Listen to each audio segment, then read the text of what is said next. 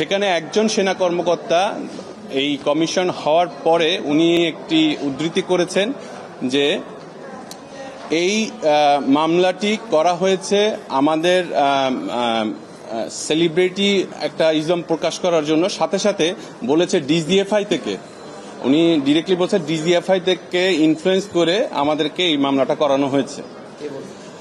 আমি বলছি তো, এবং সাথে সাথে বলছে যে কমিশন হওয়ার পরে বলছে যে এটার প্রয়োজনীয়তা ছিল না। প্রথমেই আমি বলবো যিনি বলেছেন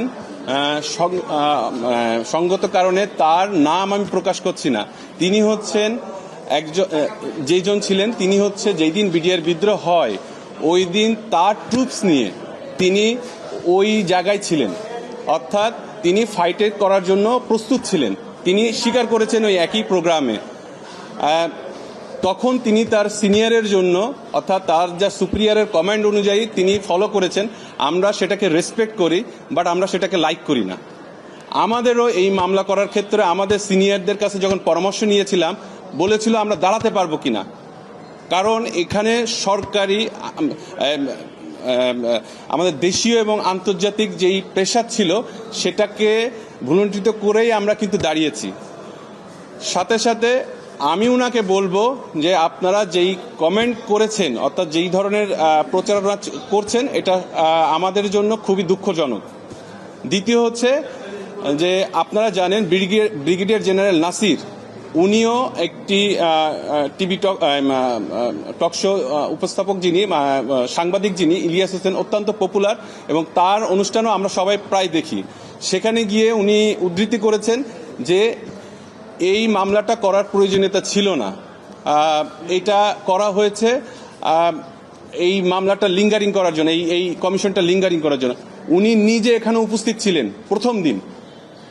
উনি একটা দায়িত্ববান সেনা কর্মকর্তা হিসেবে আমি বলবো যে এই ধরনের উদ্ধৃতি করার আগে আপনারা কোর্টের কথা চিন্তা করবেন। আপনি অত্যন্ত সিনিয়র, এই জন্য আপনার বিরুদ্ধে আমরা আইনগত ব্যবস্থা নিচ্ছি না, কিন্তু ভবিষ্যতে যদি এই ধরনের কমেন্ট পাস করেন এই মামলা নিয়ে কোনো ইনফরমেশন ছাড়া, আমরা আইনগত ব্যবস্থা নিতে বাধ্য হব। এখন এই মামলাটার ফ্যাকচুয়াল অ্যাসপেক্ট একটু বলি। সেটা হচ্ছে 17 তারিখে সম্ভবত শহীদ সেনা পরিবারের পক্ষ থেকে দুইটি দাবি জানানো হয়।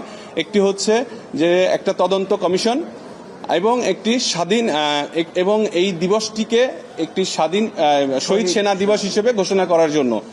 সেইটা দেখার পরে এবং কনক সরোয়ার এবং ইলিয়াস হোসেনের যেই ইন্টারভিউতে যারা আসেন তাদের পুরো ব্যাকগ্রাউন্ড দেখার পরে আমরা মনস্থিতি করেছি যে আমরা যদি সরকার কোনো ব্যবস্থা না নেয় আমরা এটার বিরুদ্ধে মামলা করব। আমরা 1 মাস দেখেছি, 1.5 মাস দেখেছি, সরকার কোনো ধরনের কোনো ব্যবস্থা নেয় নাই। সকল কমিশন গঠন হওয়ার পরেও এইটা সবচেয়ে যুক্তিযুক্ত একটা কমিশন হওয়ার দরকার ছিল প্রথমেই, কিন্তু সরকার সেটা করে নাই। যার ফলশ্রুতিতে আমরা প্রথমে একটি লিগ্যাল নোটিশ পাঠাই, সেই লিগ্যাল নোটিশে তারা কোনো রেসপন্স করে নাই। তারপরে আমরা রিটটি ফাইল করি 20/10/2024, অর্থাৎ প্রায় 2 মাস পরে। 2 মাসের মধ্যে কিন্তু এখানে আর কেউ কোনো দিক থেকে কোনো ধরনের রেসপন্স করছে না। এর মধ্যে আমাদের যিনি স্বরাষ্ট্র উপদেষ্টা, অর্থাৎ যিনি প্রাক্তন সেনা কর্মকর্তা, উনি কিন্তু এই ব্যাপারটা নিয়ে বলেছেন সম্মুখে যে আমরা একটা স্বাধীন তদন্ত কমিশন করব। সেই ক্ষেত্রে আমরা মনে করেছিলাম যে উনি করবে, কিন্তু উনি বিডিআরের উনি একজন সেনা কর্মকর্তা হয়েও উনি কিন্তু সেটা করেন না, যার ফলশ্রুতিতে আমরা এই মামলা করতে বাধ্য হয়েছি। এই মামলা করার পরে কোর্ট সরাসরি কিন্তু প্রথমে নির্দেশনা, কোনো ধরনের নির্দেশনা দেন নাই, কারণ এই যে সেন্সিটিভিটি এটা কিন্তু সব কোর্ট নিজে উপস্থাপন করেছেন। সেই জন্য আমাদেরকে একটা রিপ্রেজেন্টেশন দিতে বলা হয়েছিল সরকারকে, যে আপনারা একটা রিপ্রেজেন্টেশন দিয়ে আসেন। উপদেষ্টা মহোদয় যেটা বলেছেন, অর্থাৎ একটা ইনকোয়ারি হবে, সেটা উনি করবেন কি করবেন না সেইটার ভিত্তিতে আমরা একটা রিপ্রেজেন্টেশন দিই। সেই রিপ্রেজেন্টেশনটা নিষ্পত্তি করতে বলা হয়।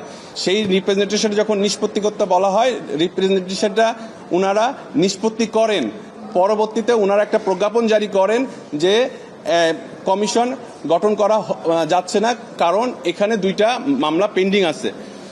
যখন এই বিষয়টা আইন মন্ত্রণালয়ে গেল, আইন মন্ত্রণালয়ের উপদেষ্টা জনাব আসিফ নজরুল খুব সঠিকভাবে উনি তার ভেরিফাইড পেজে বলে দিয়েছেন যে আইন মন্ত্রণালয় থেকে 3 তারিখে আগস্ট 3 তারিখে অর্থাৎ নভেম্বরের 3 তারিখে অলরেডি এটা ভেটিং করে দিয়ে দেওয়া হয়েছে যে কমিশন গঠনের জন্য তাদের কাছে এটার কোনো বাধা নাই।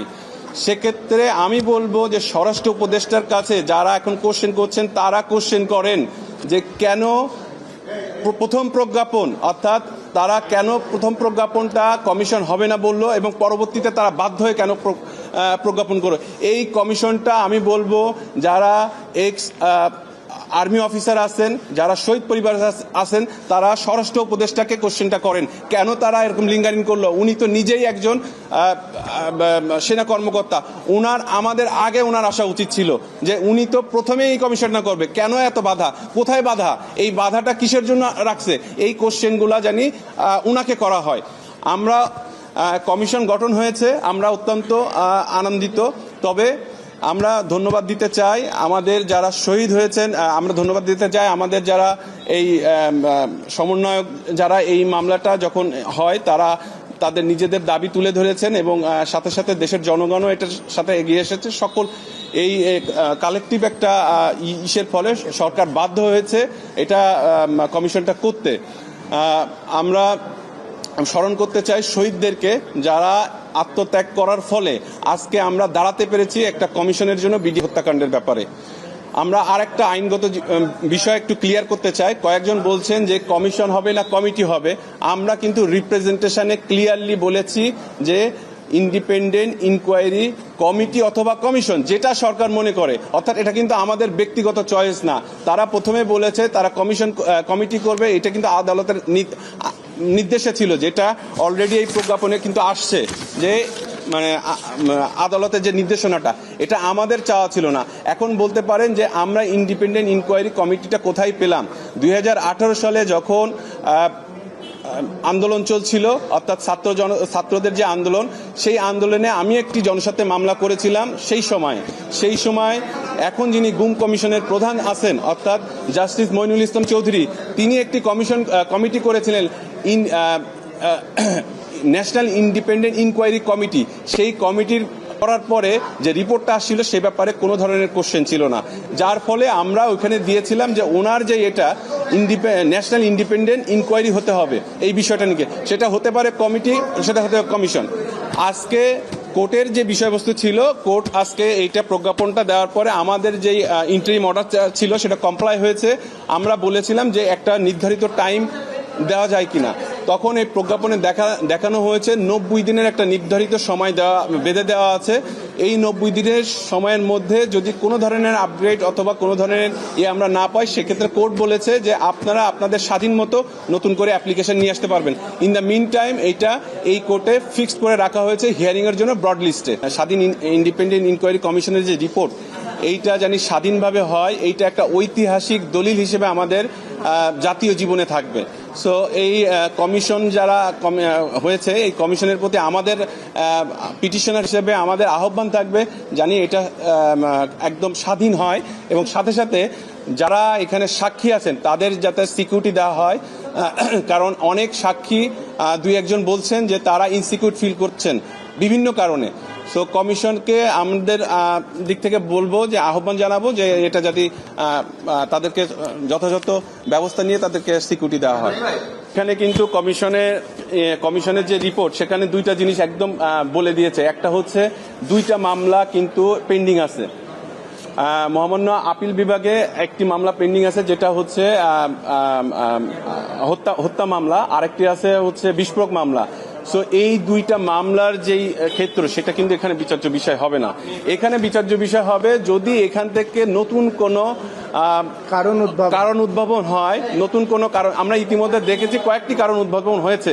অনেক সাক্ষীরা বলছেন যে তার হাজবেন্ডের আজকে কোর্টে যে রিট মামলা করেছিলাম, সেই রিপ্রেজেন্টেশন আমরা করেছিলাম, সেই রিপ্রেজেন্টেশন সরকার নিষ্পত্তি করেছে এই মর্মে যে একটি কমিশন অলরেডি গঠন করেছে সরকার, এবং সরকার যে কমিশনটা গঠন করেছে সেই প্রজ্ঞাপনের মধ্যে বলা হয়েছে যে আগামী 90 দিনের, অর্থাৎ কমিশন যেদিন থেকে গঠন হয়েছে সেদিন থেকে 90 দিনের মধ্যে একটি স্বাধীন তদন্ত রিপোর্ট প্রদান করার জন্য। তো সেক্ষেত্রে এই মামলাটি এখন মহামান্য কোর্ট রুল ফিক্স করে রেখেছেন। যদি 90 দিনের পরে সময় দরকার থাকে, অথবা আমরা যদি দেখি যে এখানে তদন্ত কার্যক্রম বাধাগ্রস্ত হচ্ছে কোনো কারণে, আমরা যে কোনো ধরনের আবেদনপত্র নিয়ে মহামান্য কোর্টে যেতে পারবো। মহামান্য কোর্ট এটা ব্যক্ত করেছেন যে আপনারা নিয়ে আসতে পারেন চাইলে।